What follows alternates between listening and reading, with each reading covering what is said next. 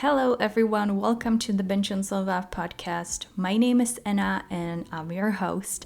We just hit 10,000 plays, which is pretty amazing. I'm so grateful to each and every one of you who listens to the Binge and podcast. I appreciate your support and your encouragement in doing this podcast. So thank you all so much for listening.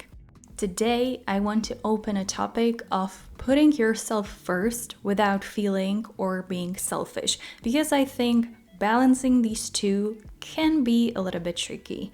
So, how do you prioritize yourself and your needs without neglecting your loved ones and the people that are important to you? How do you put yourself first without putting all the responsibilities and duties on the back burner, only to make you feel even more stressed by all the things you need to catch up on? And how do you put yourself first without actually feeling guilty about it? I'll cover all that and more in today's episode, so keep listening. Binge on Self-Love podcast is intended for informational purposes only. It doesn't provide professional medical advice, and it is not a substitute for diagnosis or treatment. So, what does it even mean to put yourself first? That's a pretty tough question, to be honest, because it's going to have a slightly different meaning to different people. So just go ahead and try to think about, what does it mean to you to put yourself first? Does it mean putting yourself and your needs first in general? Or is it maybe a bit more specific, like putting your health first, or putting your goals first, or putting your career first? What I personally found interesting, though, is that when I think about putting myself first, I immediately start feeling guilty. Like I'm selfish, like it means I don't care about anyone or anything, which isn't true at all, but I still feel that way. And I bet a lot of you probably feel a similar way. A few days ago, I was thinking about if it's selfish of me that I feel like I need some time just for myself to deal with some things that have been going on in my life and things that I feel like I've been postponing for so long. And then I started to feel even more guilty because I was like, what a luxury it is to even have this option, to even consider taking time for myself and put myself first. And then I started to feel even more guilty because I was like, well, but my parents never had this option and their generation didn't have this option to put themselves first. I don't have kids, I'm 30 and I want to put myself first. How selfish of me is that? And it was a very weird thought train. But then I've realized it's not really selfish. Selfish would be if I didn't care about anyone or anything else, which is not true. And the fact that I prioritize myself sometimes isn't selfish. So how do we balance putting ourselves first without feeling guilty that we do so? Like with anything in life, I think it's about finding the right balance that works for you, but also for other people, like your partner, your friends, or your family, in a sense that you are putting yourself first in things that matter to you, but you're also showing up for your loved ones when they need you.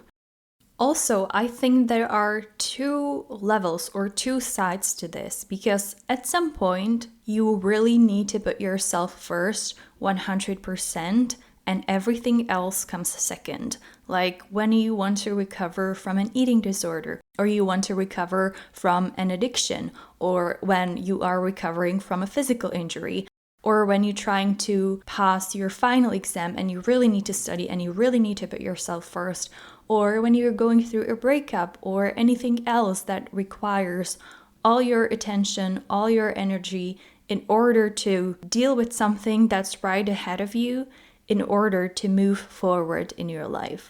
And we all go through something like this, something that consumes our mind and consumes our life. And whether that's in a positive way or in a negative way, we need to put all of our energy into something at some points. And we need to put ourselves first in order to come out of that experience stronger than before. Because if we didn't deal with those things or the problems that are ahead of us, that are blocking us, that's stopping us from living a life that's healthy and happy, and we would put ourselves on the back burner, then the problem ahead of us will only grow, it will only get bigger, and it will only make us feel more miserable in the long run. I know I'm speaking in such a vague phrases here, so let me give you a few examples of what I mean.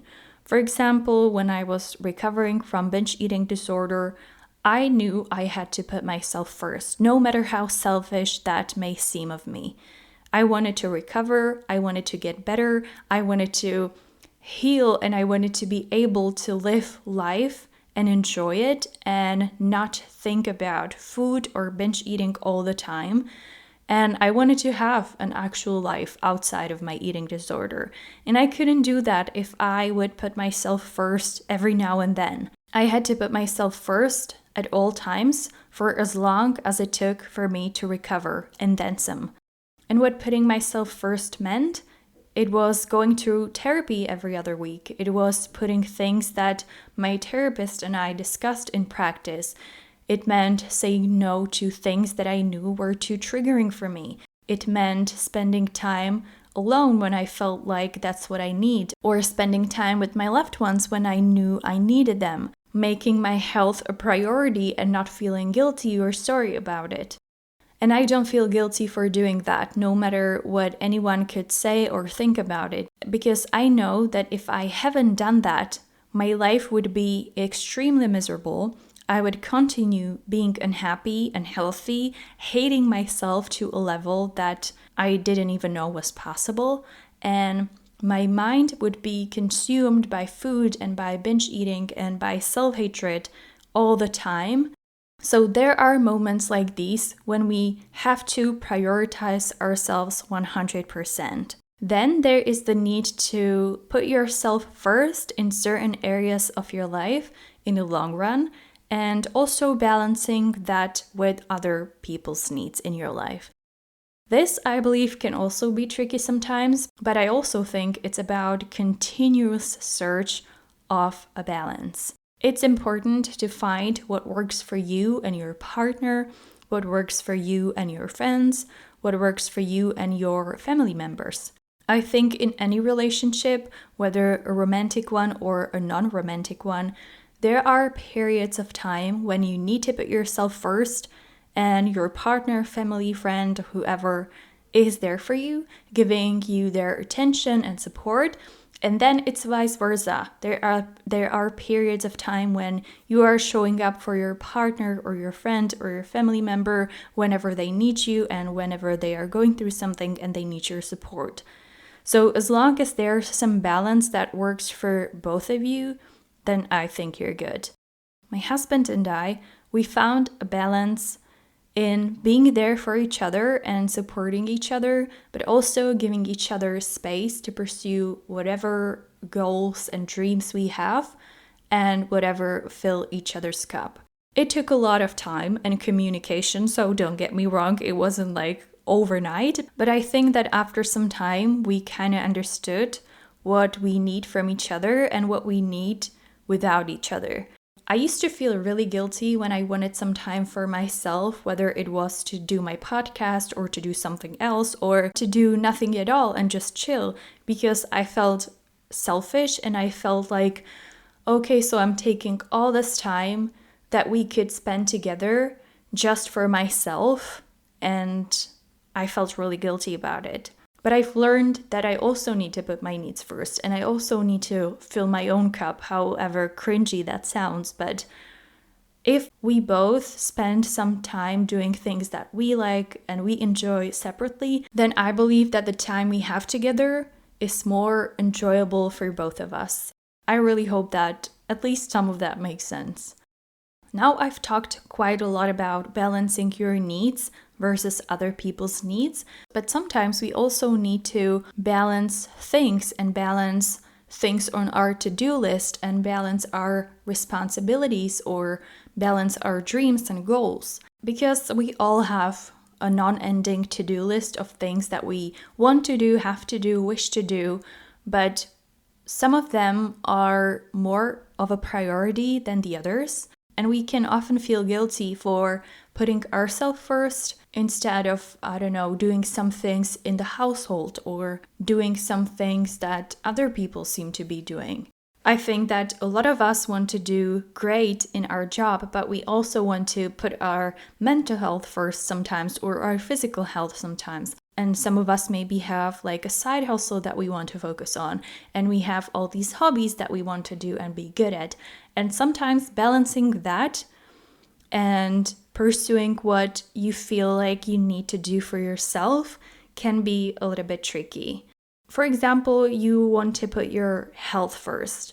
And what that means to you is to, let's say, go to the gym 4 times a week. But you have this endless to-do list of things that you're drowning in, and you don't know how to prioritize to put yourself first, but also not to feel guilty or not to feel even more stressed about all the things that are on your to-do list. So I think all is again about balance, but what helps me is to realize what is my priority, what is my number 1 and number 2 non-negotiable things that I really want to and need to get done before anything else. Those things for me are changing over time. Sometimes it's when I don't feel good. Sometimes it's about prioritizing my mental health. So it means getting my workout in and feeling good and going for a walk more often and taking some things off of my plate to give myself more space to breathe and not feel guilty about it. Other times it can be putting my podcast first, and I really need to make sure that I work on it once I come home from work, and then everything else that's on my to-do list will have to wait after my podcast work is done. Or it can be anything else, but you really just have to be honest with yourself and choose like only 1, 2, 3 priorities and not make everything a priority. It's like at work, when everything is a priority, then nothing really is a priority. Whereas when you are clear on what your, like, let's say top 2, top 3 things are a priority, then it will be much easier for you to navigate and to make decisions and to manage your time. Sorry for the interruption, but I wanted to ask you, if you enjoyed Binge on Self-Love podcast, please make sure to subscribe to the Binge on Self-Love podcast on Spotify, Apple Podcasts, or YouTube, or any other podcasting platform where you listen to podcasts. It's a sign for me that you enjoy this podcast and you want me to keep going. And it will also help me to get this podcast among more people who can benefit from it and who can find it helpful. So please don't hesitate to subscribe to the Binge on Self-Love podcast. Now back to the episode. One thing that also plays a big role in putting yourself first and then feeling guilty about it is saying no to someone or saying no to something. It can be saying no to meeting with a friend when you're feeling like you really need to spend some time alone, or that you could really use the free time doing something that you've been postponing for some time.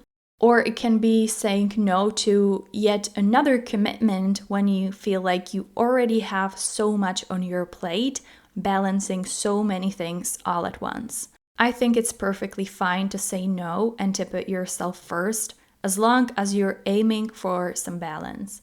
Because if you have a best friend that needs you and you repeatedly keep saying no to them, it probably won't be the best balanced relationship. Of course, you need to find what works for both of you. Also, one important note is that sometimes people won't understand why you're saying no or why you're putting yourself first. And it's okay to explain them or try to explain them, but it's also not your duty or your responsibility to explain yourself to everyone all the time, because not everyone will or will want to understand. This brings me to my next point, which I believe comes hand in hand with feeling guilty about putting yourself first, and that's people-pleasing. I have an entire episode dedicated to people-pleasing, or 2 episodes actually. I'll link them in the show notes in case you would like to listen to them. And We've all been there, doing something only for the sake of pleasing someone and only for the sake of feeling or getting a validation from other people. Whether it's putting extra hours at work only to please our boss or taking on more responsibility only to please, I don't know, our colleagues or someone at our household, or even studying a major that we didn't really like, but we wanted to please our parents or whoever, and we wanted to get a validation from people around us. Or even something smaller like saying yes to things that we don't really want to do, but we want to please our friends or someone, and we are scared that by saying no, we're going to hurt them. But we often forget that neglecting ourselves to please others isn't a healthy nor sustainable way how to live your life. You'll never make everyone happy. You'll never please everyone, and I believe that it's not really the point of your life. You shouldn't live your life to make everybody else happy and to please everyone. You should live a life that fulfills you, that's true to your values. And of course, I'm not saying to not to help other people, of course, do so, but there's a very big difference between helping someone and between being a people pleaser and trying to do things only for getting a validation from other people. So let's summarize what we've talked about today. I believe all is about finding a balance between putting yourself first and also sometimes putting other people first. When it comes to your duties and your to-do lists, it's about finding priorities.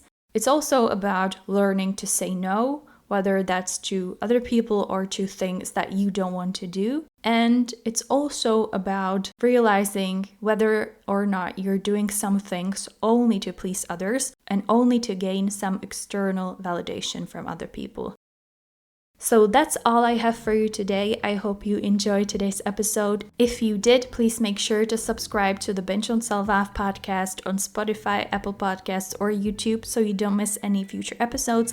And also make sure to follow Binge on Self-Love on TikTok or Instagram, where I post more content related to eating disorders recovery, disordered eating, body image, self-love, self-acceptance, and all that. Thank you so much for tuning in today. I hope you'll have a great day. I'll be back next week with another episode, and until then, take care and talk to you soon.